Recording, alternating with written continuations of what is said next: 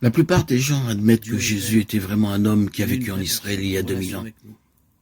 Le débat commence par la discussion sur l'identité complète de Jésus. Presque toutes les grandes religions enseignent que Jésus était un prophète, un bon enseignant ou un homme pieux.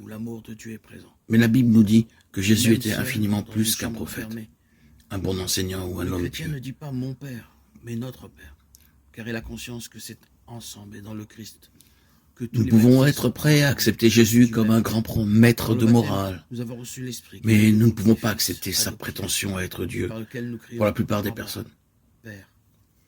C'est un homme de grande qualité, un homme qui n'était qu'un homme et qui disait le genre de choses que Jésus a dites, ne serait pas un grand maître de morale. Il serait soit un fou même, au même titre qu'un homme qui se dit un œuf poché, soit le diable de l'enfer. Nous devons faire notre choix. Soit cet homme était et est le Fils de Dieu, soit un fou ou quelque chose de pire. Vous pouvez le faire taire comme et le considérer comme un fou, un imbécile. Vous pouvez lui cracher dessus et le tuer comme un démon. Ou tout simplement, en comprenant qu'il est le Seigneur, tomber à ses pieds et l'appeler comme saint Thomas l'appelait, Seigneur et Dieu.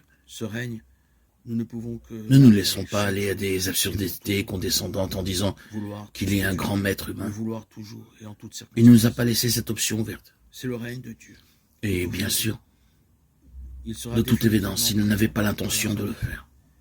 Avec le retour du Christ, c'est notre espérance. Jésus est Dieu incarné.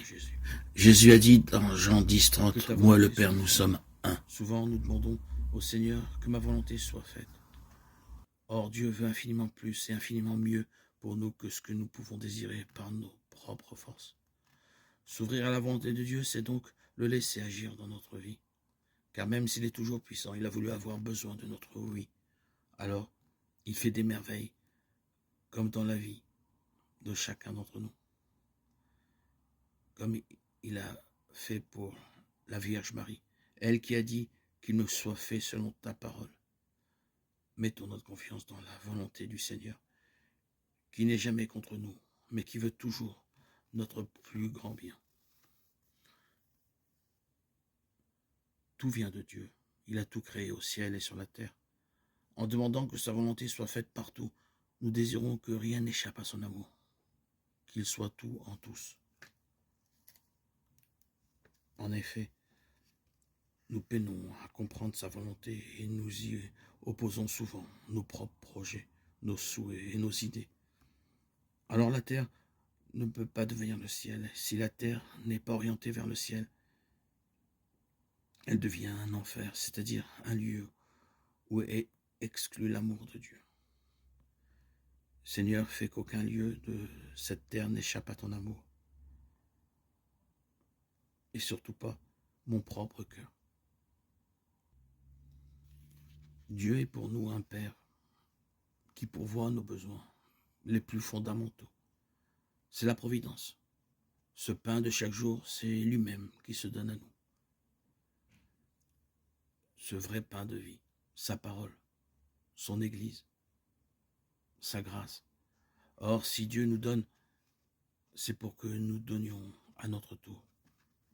Nous devons être la providence de Dieu pour nos frères. Seigneur, apprends-nous à chercher d'abord le royaume de Dieu, à recevoir tout par surcroît et à donner gratuitement à ceux qui attendent de nous.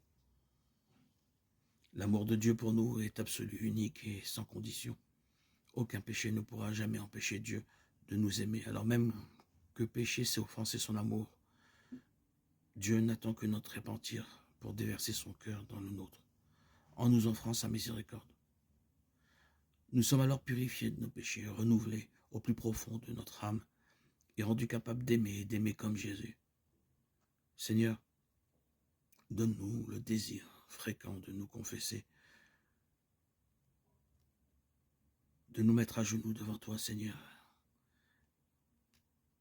et te demander de pardonner nos offenses, que nous puissions vivre de ta miséricorde et en être les témoins auprès de ceux qui doutent de ton amour. Si quelqu'un dit « j'aime Dieu » et qu'il déteste son frère, c'est un menteur. Celui qui n'aime pas son frère, qu'il voit, ne saurait aimer le Dieu qu'il ne voit pas. 1 Jean 4:20. Qui sommes-nous pour ne pas pardonner à ceux qui nous ont offensés? Sommes-nous plus grands que Dieu, nous qui ne pourrions pas vivre sans sa miséricorde? En effet, quand nous faisons l'expérience du pardon de Dieu, qui nous a aimés le premier, nous sommes rendus capables d'être miséricordieux envers nos frères. Seigneur, fais-nous la grâce d'aimer, pardonner inlassablement à nos frères par amour de toi. Satan est l'ennemi de Dieu, et donc aussi le nôtre. Il veut nous faire chuter pour faire échec à l'amour de Dieu. C'est la tentation. Jésus a subi ces tentations et les a surmontées. Nous partageons la victoire du Christ lorsque nous ne succombons pas aux tentations. Orgueil, mensonge, égoïsme, impureté et vie sans Dieu. Et si nous sommes exposés à la tentation, c'est que Dieu le permet pour nous faire grandir dans l'humilité, la liberté et la sainteté. Seigneur, donne-nous la force de te choisir et de te rechoisir sans cesse, sûr que nous ne serons jamais tentés au-delà de nos forces. Le mal désigne tout ce qui nous détourne de Dieu et détruit peu à peu notre ressemblance à Dieu. Ayant été créé libre, le mal nous rend esclaves. Demander d'être délivrés du mal, c'est reconnaître que nous ne pouvons pas nous en libérer nous-mêmes. Nous avons besoin du salut de Dieu, donné en Jésus-Christ mort et ressuscité pour nous. Seigneur, apprends-nous à discerner le bien du mal et fais grandir en nous le désir de ton salut. Par notre Amen, donne-nous de confirmer notre foi en toi et notre adhésion à ton amour. À toi, Seigneur, tout honneur et toute gloire pour les siècles des siècles.